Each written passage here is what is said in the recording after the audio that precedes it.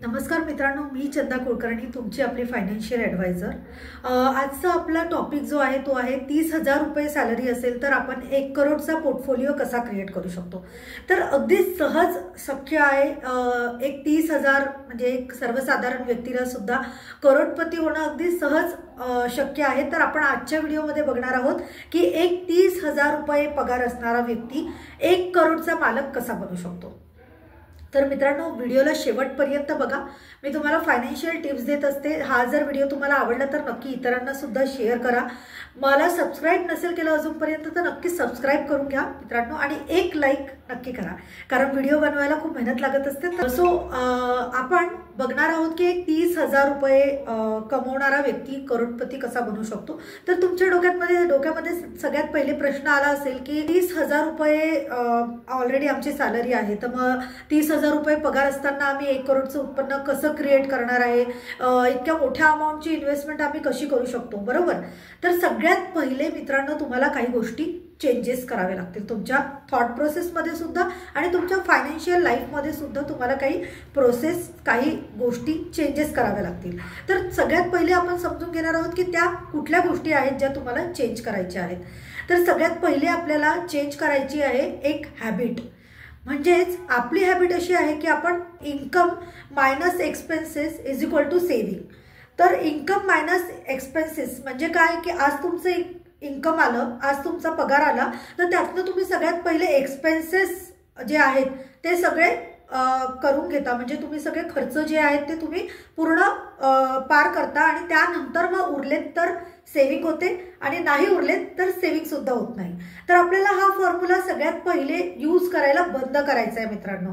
तर आपल्याला कुठला फॉर्म्युला यूज करायचा आहे? Income minus savings is equal to expenses. तर आता तुम्ही म्हणत असाल की मॅम काय बोलतायत, income minus saving is equal to expenses. जर आपण आधीच सेव्हिंग करून घेतलीत तर एक्सपेन्सेस करायला पैसा कुठून उरणार, हा तुमच्या डोक्यात विचार आलाच असेल। तर मित्रांनो, याकरिता आपल्याला फॉलो करायचं आहे 50-30-20 बजेटिंग रूल। जर तुम्ही 50-30-20 बजेटिंग रूल फॉलो करून जर तुमचं पुढचं प्लॅनिंग करताय तर मित्रांनो, तुम्हाला पैशांची कमतरता कधीही भासणार नाही। तसंच तुम्हाला कधीच या गोष्टींची जाणीव होणार नाही की तुमची सेव्हिंग झाली कशी, आणि तुम्ही income minus saving is equal to expenses हा फॉर्म्युला इझिली फॉलो करू शकणार। तर आपण बघणार आहोत 50-30-20 बजेटिंग रूल आहे काय। सो फ्रेंड्स, सगळ्यात पहिले तुम्हाला सॅलरी आल्याबरोबर 50-30-20 रूल फॉलो करायचा आहे।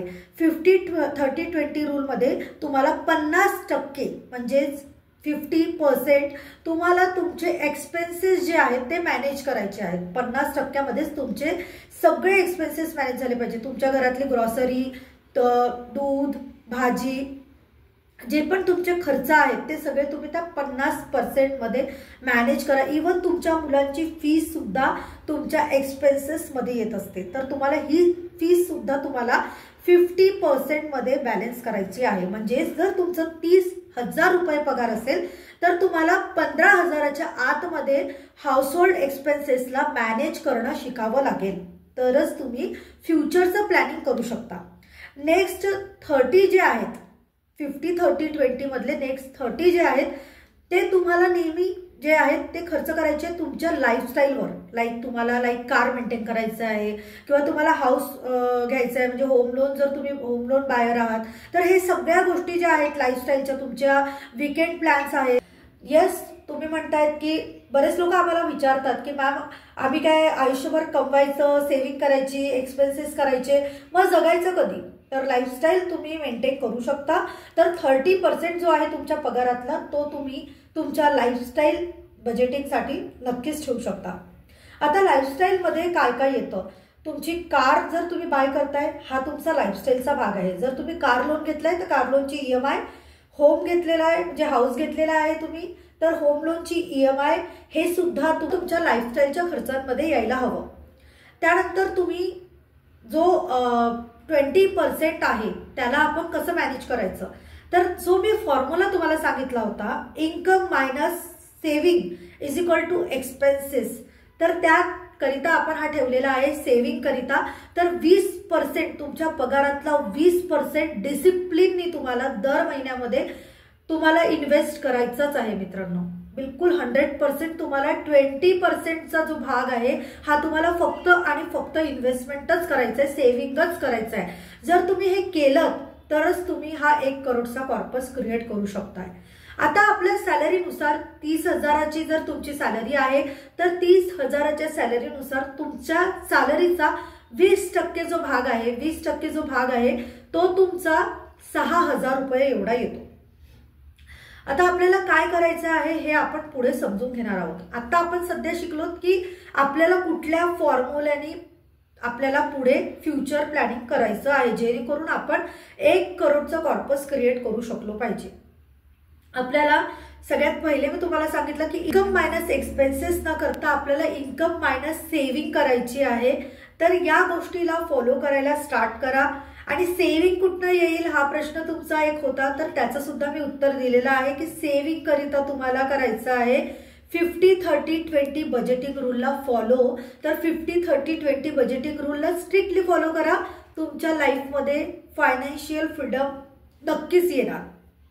सो आता आपण बघूयात की 30,000 रुपये सॅलरी असणाऱ्या व्यक्तीने आपलं सेव्हिंग कसं करायला पाहिजे किंवा इन्व्हेस्टमेंट कसं करायला हवं जेणेकरून त्याच्याजवळ 1 करोडचा कॉर्पस क्रिएट होऊ शकतो। तर तो किती वर्षात होणार, कसा होणार हे आपण आता पुढे समजून घेणार आहोत।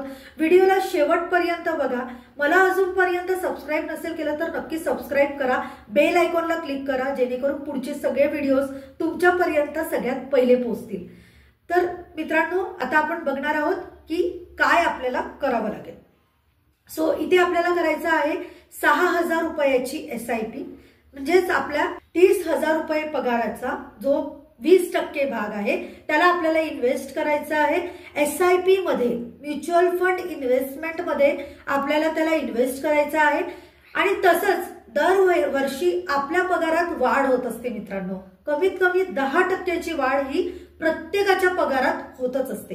आणि म्हणूनच आपण आपल्या SIP अमाउंटचा 10% भाग दरवर्षी वाढवणार आहोत। म्हणजेच काय, तर आपल्याला 6,000च्या SIPला दरवर्षी स्टेपअप करायचंय फक्त 600 रुपयाने। म्हणजेच 6,000 SIP सुरू होणार आणि 600 रुपयाने दरवर्षी ती वाढत जाणार। 6,000 रुपयाची SIP सुरू केली आपण, त्याला दरवर्षी 600 रुपयाने वाढवली, म्हणजेच पहिले 12 महिने तुमचे 6,000 डिडक्ट होत आहेत तुमच्या अकाउंटमधनं। त्याच्यानंतर मग तुमचे 6,600 रुपये कटायला लागतील आणि त्याच्यानंतर मग 7,200 असे दरवर्षी 600 रुपयांनी अमाऊंट वाढत जाणार आहे आणि 12 महिने ती अमाऊंट स्टेबल राहणार आहे। याला म्हणतात स्टेपअप SIP। तर आपण 6,000ची स्टेपअप SIP करतो आहे विथ 600 रुपीज स्टेपअप। याला जर आपण 12.5% जर ग्रोथ कन्सिडर करतो आहे आपण, CAGR ज्याला म्हणतात, जर आपल्याला 12.50% जर CAGR मिळाला तर आपण या सेम SIP मध्ये मित्रांनो फक्त 20 वर्षांमध्ये करोडपती होऊ शकतो।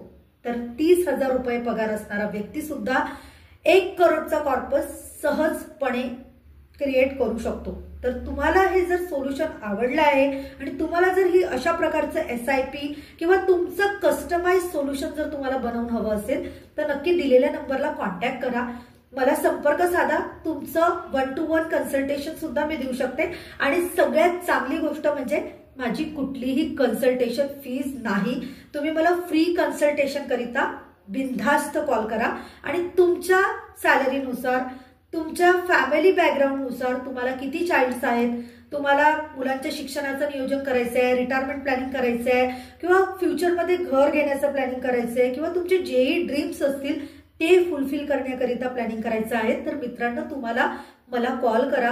तुम्ही माझं कन्सल्टेशन घेऊन ॲज पर इन्फ्लेशन रेट पूर्ण कॅल्क्युलेशन्स करून समजून घ्या आणि नंतरच SIP सुरू करा। तर आजचं जे 30,000 रुपये व्यक्तीचा जर प्लॅनिंग तुम्हाला आवडलं असेल तर तुमचे जितकेही मित्र असतील त्यांची सॅलरी 30,000 रुपये असेल, हा व्हिडिओ त्यांच्यापर्यंत नक्की पोहोचवा। आणि व्हिडिओला पूर्ण शेवटपर्यंत बघितल्याबद्दल धन्यवाद। तुम्हाला जर SIP करायची असेल माझ्या थ्रू तर तुम्हाला लिंक बॉक्समध्ये एक माझ्या ॲपची लिंक मिळून जाणार, तिथनं ॲप डाउनलोड करा आणि माझ्या नंबरला कॉन्टॅक्ट करून कुठले फंड्स घेतले पाहिजे किंवा अदर जितकंही कन्सल्टेशन आहे ते घ्या आणि नंतरच SIP स्टार्ट करा. थँक्यू.